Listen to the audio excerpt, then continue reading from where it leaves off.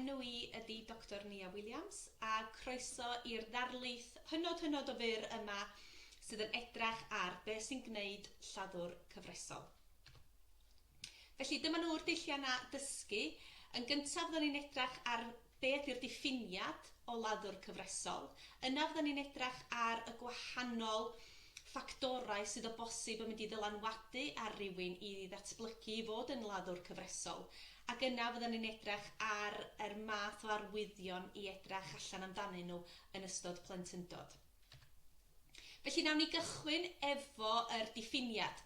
Wan mae yna wahaniaeth rhwng llofrudd torfol a lladdwr cyfresol. Felly llofrudd torfol beth ni'n alw'r mass murderer. Yna, fel arfer, mae hwnna'n digwydd mewn un lleoliad.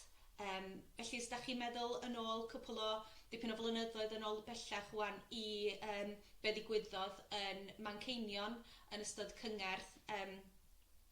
Ac wrth gwrs, mi aeth yna berson yna ac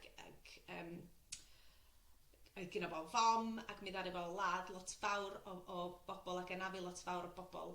Ac hefyd fel arfer mae'r math yma o lofruddiwr yn dueddol o ladd eu hunan hefyd yn y lleoliad yna. Wrth gwrs nath hynny'n digwydd yn yr achos Manceinion. Felly dyna ydy'r llofrudd torfol na'r mass murderer. Wedyn y lladdwr cyfresol sef be fydda ni'n drafod heddiw yma. Mwyn i berson gael yr lebal o laddwr cyfresol, yna mae rhaid iddyn nhw fod wedi lladd 3 neu fwy o bobl.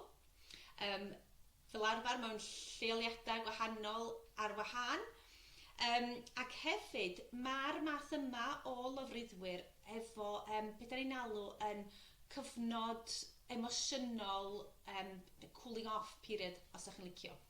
Be mae hynny'n olygu ydy, weithiau nawn nhw ladd un person ac yna nawn nhw ddim lladd eto am wythnosa, misoedd ac mae rai achosion blynyddoedd sydd yn gwneud yr math yma o lofruddiwr yn anodd iawn wedyn i'w dal.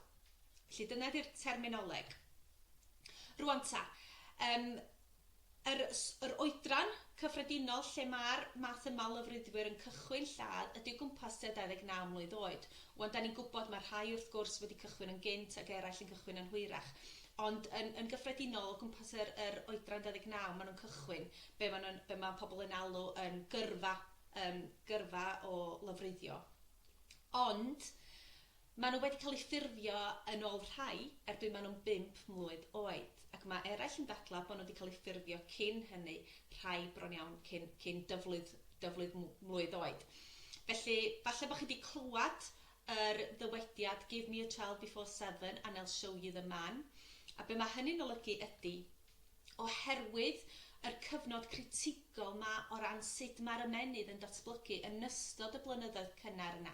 Yna mae hwnna yn gosod yr sylfaen i'r math o berson da ni'n mynd i fod pam yda ni'n hŷn. Ac felly dyna pam mae plant yn cael ei ymlygu i yn ystod y blynyddoedd cynnar yna yn hanfodol.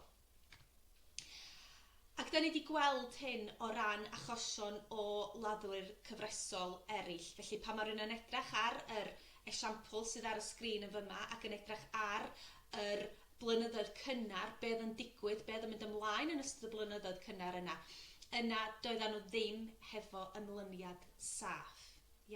Lot fawr wedi cael eu camdrin yn gorfforol, eu camdrin yn rhywiol ac eu camdrin yn seicolegol. Ac felly mae effaith wedyn tymor hir hynny o bosib wedi dylanwadu iddyn nhw droi at y math yma o droseddu. Felly mae ymlyniad yn un ffactor sydd o bosib yn gallu cyfrannu at berson datblygu fod yn laddwr cyfresol.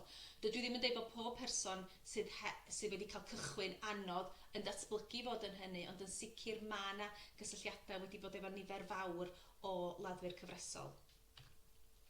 Ffactor arall ydy rhiantu. Felly mae yna 2 enghraifft yn fyma o un oedd yn laddwr cyfresol, a llall ddim oherwydd 2 berson ddaru Brian Blackwell sydd efo lun ar y sgrin ar y top na, ddaru fo lofruddio i'w rieni. Wan pan mae rhywun yn edrach ar yr math o riantu oedd yn digwydd enghraifft ym mywyd Brian Blackwell pan oedd o'n blentyn, oedd y berthynas o efo fam yn berthynas anodd iawn, ac doedd hi ddim yn berthynas typical, os ydych chi'n licio. Felly, be dwi'n olygu fo hynny, doedd o ddim yn cael chwarae. Ia, doedd o ddim yn cael chwarae fo plant eraill, gyda fo ddim ffrindiau. Oedd yr math o ddillad roedd hi fam o yn wisgo, yn ei wisgo fo, ddim y math o ddillad arferol fos chi'n disgwyl gweld plentyn yn ei wisgo.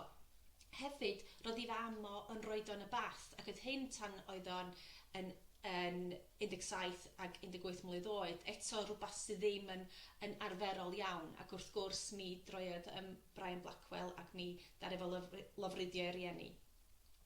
Wedyn mae gennym ni llofruddiwr Versace ac mi ddaru fo ladd lot fawr o ddynion eraill, Andrew, yn fyma, ac mi oedd i blentyndod ynta yn wahanol i Brian Blackwell, ond eto mae'n bosib bod yr math o blentyndod wedi cyfrannu at i'w ymddygiad o. Felly mi oedd Andrew yn cael ei addoli gan ei rieni. Oedd o'n berson hynod o ddysgiedig. Ac mi oedd o'n cael bob dim.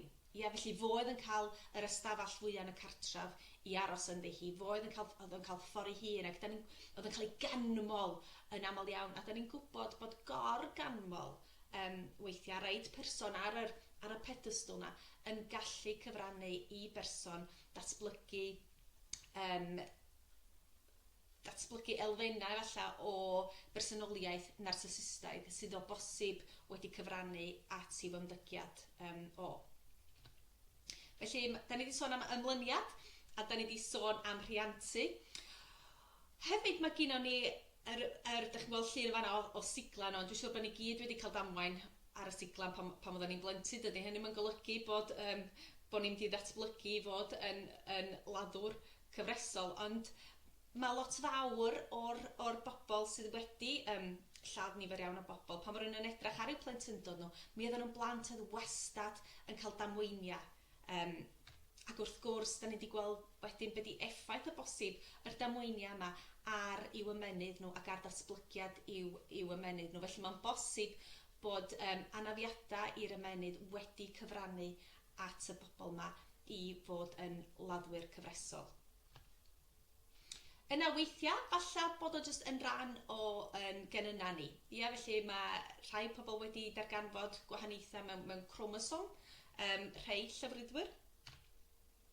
Ac yna wrth gwrs, falle bod o'n rhan o bersonoliaeth person, felly da ni'n gwybod bod nifer o laddwyr cyfresol hefyd bydd yn alw'n psychopaths.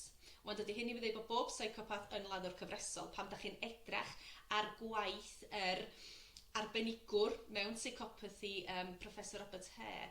Mae o'n deud, taswn ni ddim yn astudio y psychopaths yn yr carchar, mi fyswn ni'n ei astudio nhw yn yr stock exchange market ac yn y blaen. Felly, ond mae yna elfennau, mae yna cysylltiadau wedi cael ei wneud rhwng yr lladdwyr cyfresol ac yr math yma o bersonoliaeth. Felly, fel welwch chi ar y sgrin, mae yna gynnydd mawr o 1960 i fyny at 1980 wedi digwydd o ran yr nifer o laddwyr cyfresol oedd yn gweithredu. Ac yn enwedig yn America, welwch chi'r ffigurau yn eitha dychrynllyd yn fanna. Ond pam? Be goblin oedd yn mynd ymlaen? Pam nathon ni weld yr cynnydd yma?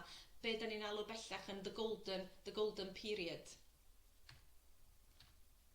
Nes i'n cofio bod fi wedi rhoi hyn yna.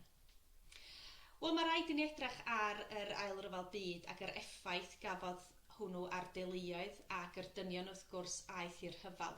Mi ddaru nifer ohonyn nhw ddychwelyd wedi cael trauma ofnadwy'r math o bethau oedden nhw wedi weld, oedden nhw wedi bod yn rhan ohono fo, nifer yn dod adra a dim gwaith, nifer yn falle troi at gyffuria, ac falle nifer ddim yna'n emosiynol i gefnogi i'w teulu, falle nifer di dod yn ôl ac yn gallu bod yn frwnt ofnadwy. Felly, i blentyn o bosib oedd yn yr math yna o fagwraeth, yna falle bod hynny wedi bod yn anodd ac yna wedi gallu cyfrannu at pan maen nhw'n hŷn wedyn i ddatblygu'r math yma ymddygiad. Felly mae'r rhyfel na o bosib wedi bod yn rhyw fath o trigger. Ac hefyd wrth gwrs, be welson ni'n America 1929 oedd yr financial crisis na, dydd Mawrth dydd pan nath Wall Street chwalu. Ac yna be oedd goblygiadau hynny wedyn i deuluoedd, eto i'r dynion ma oedd yn gweithio falle'n arfer cynnal i'w teulu ac wwan ddim yn medru. Ac mae rhai pobl yn dadla falla oherwydd be welson ni yn 2008, eto'r financial crisis ma, yna mae'n bosib nawn ni weld cynnydd eto yn yr llofruddiwr cyfresol, felly byddwch yn ofalus ag edrychwch allan i chi'ch hunan. Felly, yn ola, be di'r math o bethau da ni angen edrych allan amdanyn nhw yn ystod plentyndod sydd o bosib yn mynd i godi'r alarm bells. Plant wrth gwrs sydd efo problemau ymddygiad, plant sydd yn hoffi troseddu ar anifeiliaid, plant sy'n licio gwylio eraill heb wybod bod nhw'n gwylio nhw, plant sy'n licio llosgi, achos mae llosgi yn bwerus, mae'n gallu dinistro pethau. Ac yna plant sydd yn glwchu'r gwely, mae hwnna hefyd oherwydd yr diffyg rheolaeth yma. Felly dyna'r math o bethau edrych allan amdanyn nhw. A diolch yn fawr iawn i chi am wrando. Dwi'n gwybod mod i bod yn sydyn ofnadwy, ond gobeithio bod chi wedi mwynhau. Diolch yn fawr.